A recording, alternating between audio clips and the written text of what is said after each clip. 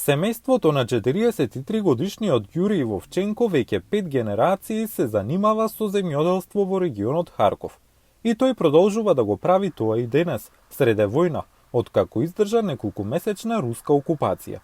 Русите ги нема, но мините што ги поставија на неговите ниви останаа. Тоа го натера Вовченко и неговите работници рачно да ја расчистат оваа земја над 6000 хектари. Тут на сих полях Беше многу опасно да се шета низ овие ниви и да се подготви почва за сеидба.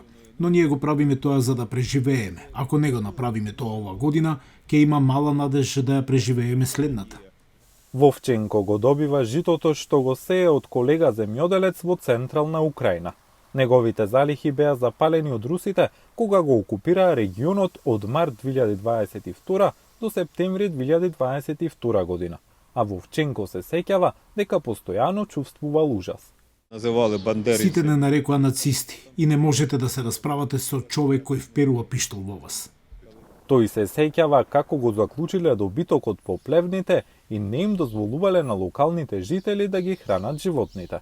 Вели дека со стоката ставиле и против пешадиски мини во плевните. Вовченко некогаш имал на 2000 крави, само 200 преживеале. Кравите се движеа, газеа на мините и се распрачуваа на парчиња.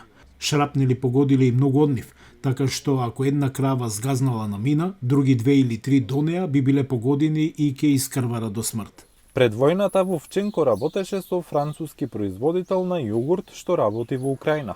Меѓутоа, денес тој го продава своето млеко на локалниот пазар за да добие барем малку пари. Овој приход оди за плаќање на неговите работници.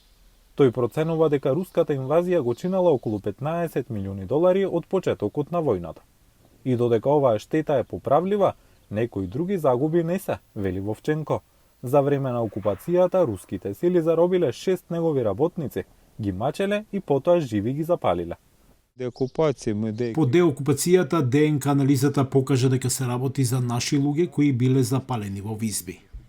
Пред војната, фармата на Вовченко им даде работа на околу 250 луѓе. Денес тоа е едно од единствените места во градот Балаклија што ја обезбедува работа на заедницата.